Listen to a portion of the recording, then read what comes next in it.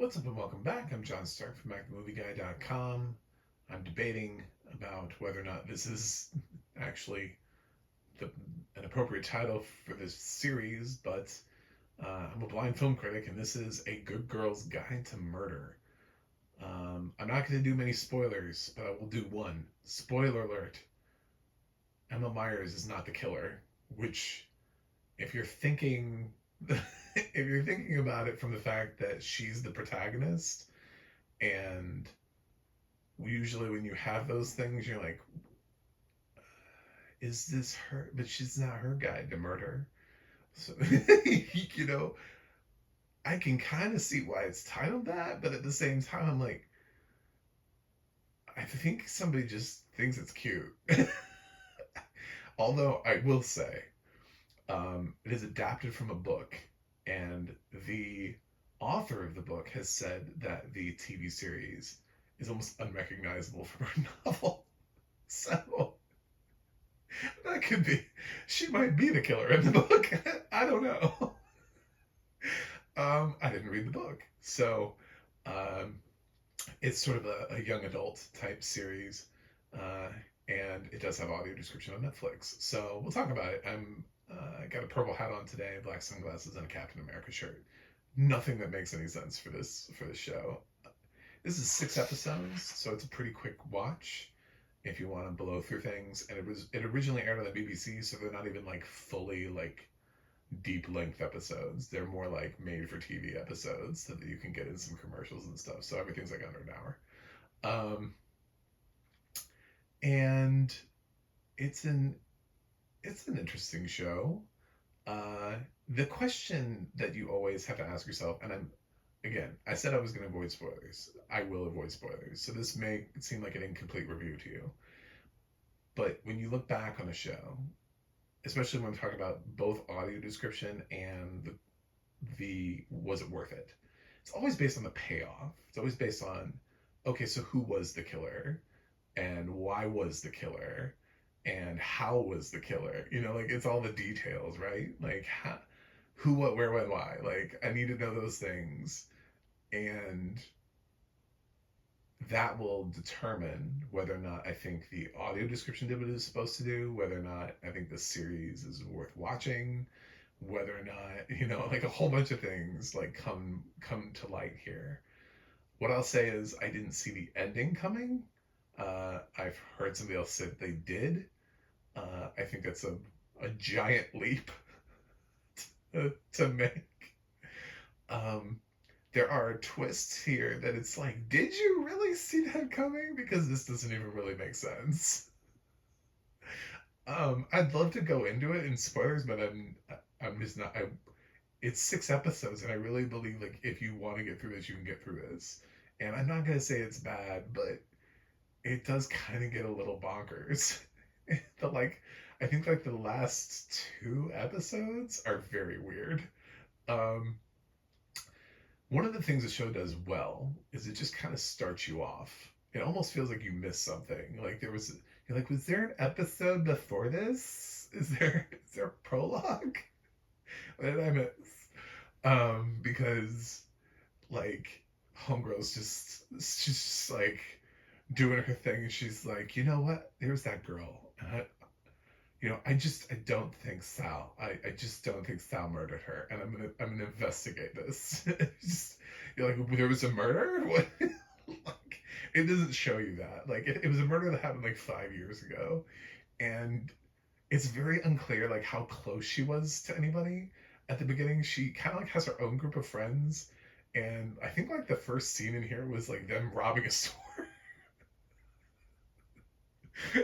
she she's in there with like she's supposed to be like distracting the worker at the till so that they can, I think so her friends can run off with beer. I think that's what that is.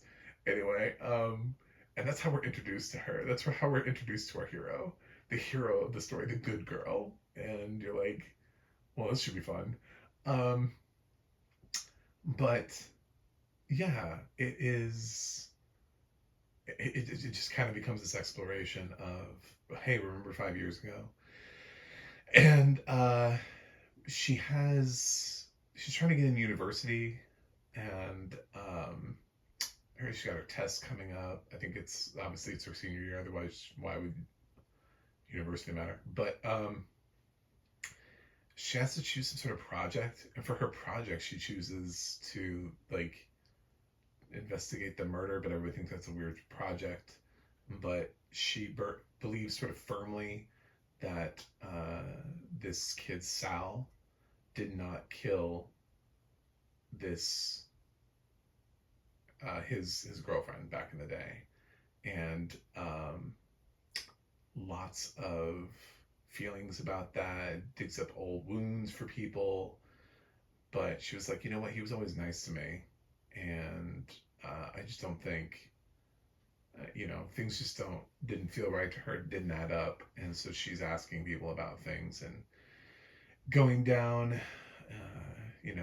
this list, and she meets some shady people, some nefarious types. So it's like, ooh, who are these people? Everybody feels very one-dimensional other than her. She's the only dimensional character in the show. There are some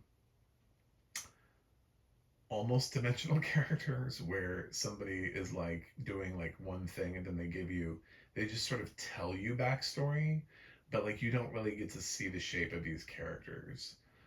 One of the examples is Ravi, who is the brother of Sal, who is kind of excited that she believes in his brother's innocence. So he sort of teams up with her, backs her up in certain situations. I use the term really lightly because he's kind of just there. He comes in pretty strong. Like he's going to be a strong male presence in the show, but then they just kind of they're like, well, he doesn't even feel like he has a vested interest in this anymore. Like he's investigating his own brother's potential innocence.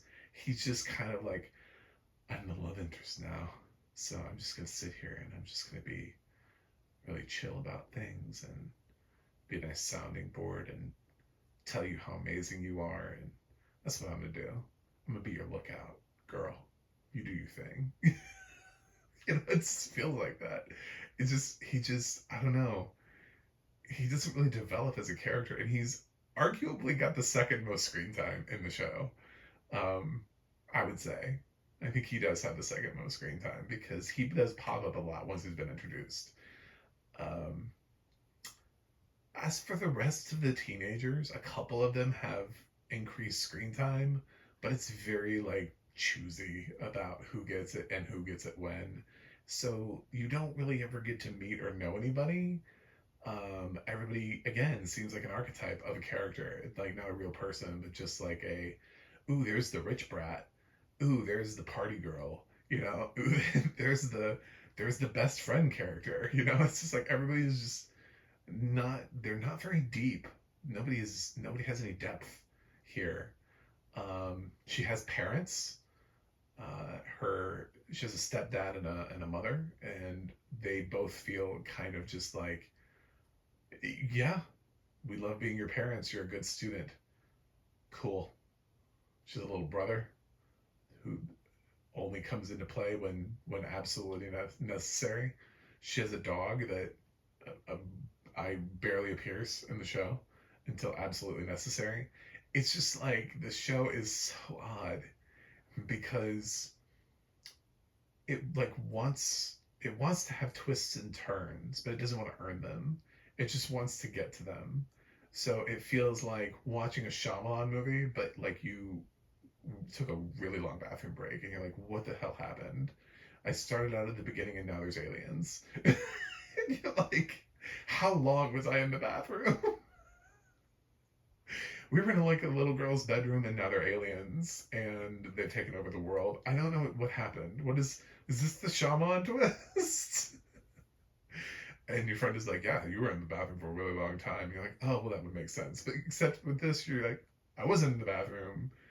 This is just like lack of character development. So, I think Emma Myers does a good job here, and I think that's the only reason the show exists is to continue to push her forward because she is a rising talent.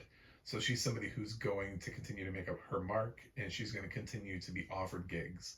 She's not climbing quite as fast as her Wednesday co-star Jenna Ortega, who is like shooting for the A-list.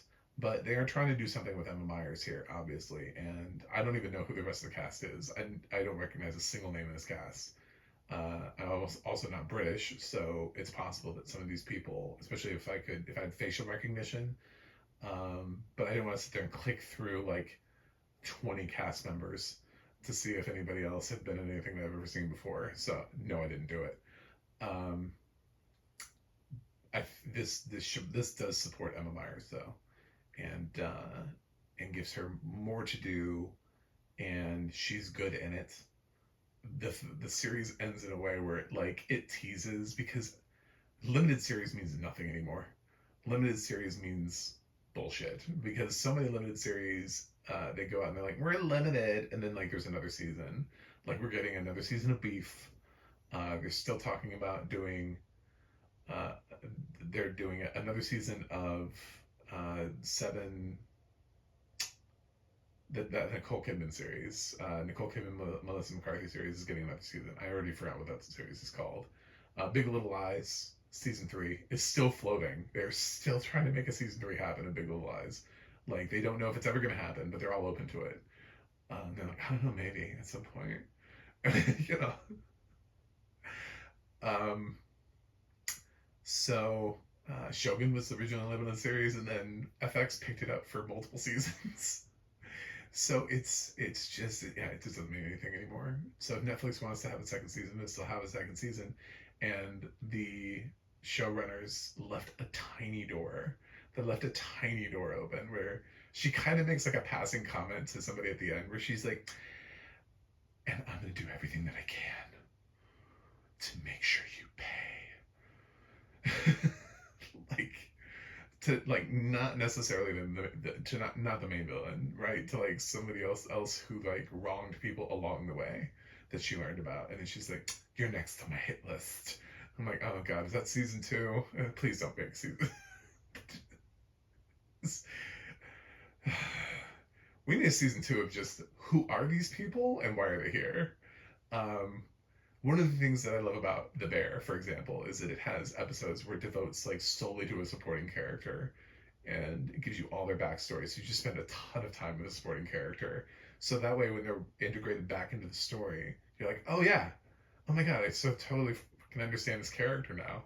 And it's kind of a weird dynamic to do that, because it's a risky dynamic, because you don't have really as much of a narrative thread when you have these sort of like standalone episodes. But it really helps you understand who these characters are when you just take one and you go, this is this character, and we're going to talk about it for a full episode. Um, and that's something that they've done really well in their second and third seasons. So this show could really learn from previous shows that have done well with casts, with developing casts, because it doesn't do that. And I didn't even, there were people in here that popped up. I was like, have you been in the show before? Like she goes in for exams, and then she comes out and she's got her friends now, which are different than the other people who she's sort of investigating. So you kind of forget, because these people are kind of like left behind. And there's one of them that has more screen time than the others, but I was like, who are these other people? I was like, I feel like they've been here, but I don't know them. Like, you could have swapped them for any generic people, and I wouldn't have necessarily noticed. Like, there's a guy, right? I can't remember his name, but let's say it's Tyler. If originally she had been a friend group with like the 2 girls and 1 guy, and it was like the 2 girls and Tyler, right?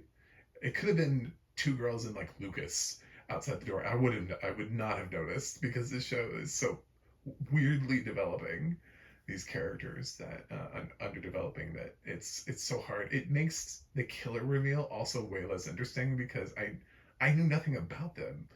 Like at the end of the day, I was just like, I don't know who these people are. And then they're doing like heavy exposition. They're doing that Bond villain thing. Everybody has to do the Bond villain thing where they're like, oh, you got me. Let me explain what happened in full detail. Because you have to, because you've been in the show for like 5 seconds. Like this this show is so uninterested in character development. It's really kind of hilarious. Um, so like everybody has to explain things because they're like, yeah, I know, we do. So heavy exposition because God forbid. 6 episodes though, so to be fair, they really pushed it out. This is probably a 10 episode show that that should have had 10 episodes and maybe would have had character development and maybe would be more interesting. Instead, it's like, yeah, you're walking around with Emma Myers, and then oh yeah, there's a reveal, and it's twisty and it doesn't really make sense. But I'm sure people on the internet are like, oh my god, I did not see that coming. Oh my god, it's really hard to see anything coming in this series because you don't know who any of these people are. So unless she's the killer, unless it's all the people. That would have been the twist. She's like everything's happening inside her head, and she's actually like in a psychiatric ward, and she is the killer. And that's why none of these people are developed, is because they're all figments of her imagination. That would have made more sense than what we got. Audio description wise, I feel like okay, so there's some stuff that it does really well. It describes locations really well. There's like black garland that's like tied into trees that keeps like popping up, and we keep getting that listed. Um, so there's like really sort of like thematic mood that comes through here. Um, the show could do better about uh, being more consistent. This is a show that has to describe race, the ethnic qualities of the characters. Why? Because it's brought up both by a black character and a brown character. By brown in British, I'm assuming sort of like Middle Eastern descent. That's what I'm assuming here. Maybe in Indian, Pakistan, something like that. But um, brown and black are directly referenced here in dialogue as potentially having a harder time in life, or things may not quite work out their way because of their skin color. So, because that is actually manifested into the dialogue, it has actually really nothing to do with the ending of the series. But because it is manifested, you do actually have to define people because you have those characters that are opening up conversations about it. So, in order to understand who they're talking to and who they're having these conversations with, you have to know who's around them. So, we have to really make a commitment to also reminding people who the white people are, stuff like that. So, that has to be a part of this series. Um, it's something that people kind of dodge. One of the things I thought was really weird was at the beginning, it's not so much this way, but towards the end, we really just made some leaps with audio description into the we're gonna we're gonna go for it. We're gonna just kind of tell you what it is. Uh, really sort of overly interpretive, I would say. I didn't mind it too much, but I know people lose their minds over this kind of stuff. And there were times, and it happens twice. I do it twice. There's twice where she is offered Pip, Emma Myers' character, is offered an opportunity to go in somewhere, and she knows it's a bad idea. And audio description says it. They says there's a look on her face like she knows it's a bad idea, but she goes in anyway. And I'm like, that's a lot. That's a lot. Um, and I'm not always here to just say like, me personally, this is what I like. It's like I do consistently ask other blind people and poll as much as I can and get the general vibe for what they're looking for. And for them, I think they would think that was a bit much. There's a couple times where it's just like uh, you're going too much into the intent behind facial expressions. You know, um, she looks concerned. She looks worried. She looks some anxious, something like that. Any one of those things would have set up the fact, like we've watched these type of movies before, and we know It's like, girl, don't go in there. Like, we, why are you going up the stairs? Like, I mean, like, I could talk through horror movies and be like, why are you doing that? So you don't really need to say that, because anybody who's ever watched anything sort of in this genre would know that's a bad idea. What are you doing? Get back there. No, no, don't do that. What are you doing? I mean, like, it's in our heads anyway, because we've been conditioned that way from having watched things like this. But it's in the audio description as like this, she's making like a really, I guess, specific facial expression that suggests this to you. I don't know what that facial expression looks like where it suggests to you that I know, but I'm gonna do it anyway. um it's, yeah, whatever. There's a couple things like that that happen that just were a bit much. Um so uh, it's weird. It's like some of this stuff, home run. There's a couple things in here that does really well. Thematic mood type of stuff, attention to detail, um, in non-human related things, and but then the character descriptions not great, which we could have totally used because these characters are so underdeveloped. Oh my god, I mean, like, as much as you could. Like, I'm looking for dude with a blue mohawk. Like, is that a thing? Can we have that? Because I feel like at least I'd remember that. I'd be like, oh my god, there's a character with a blue mohawk. Well, just describe him as blue mohawk guy. Maybe I'll remember him more than some of their character names, because some of these people are barely on screen. Um, Even like with the group that she's investigating, there's like this Jake guy who I swear has virtually no screen time, but has but is in the same boat as the other people she's investigating. So she just, like, it's very odd. It's how they choose to disseminate screen time in the show. So character descriptions would have helped a lot with this stuff, but ultimately I don't think it changes the ending, which is a little bonkers, a little weird. It doesn't quite make sense. It isn't earned because of the lack of development. And I don't fully think I'd recommend this series. I don't want to tank it. I think Emma Myers does a good job, but it's only 6 episodes. I know it's not going to be that painful of a watch, but I'm also not going to be like, oh my god, guys, you must watch this. There are better shows on television right now. So I guess if you really, really enjoy Emma on Wednesday and you just want to see more from her, be my guest, because she's all over this. But if not, feel free to skip it. I'm gonna give A Good Girl's Guide to Murder a C.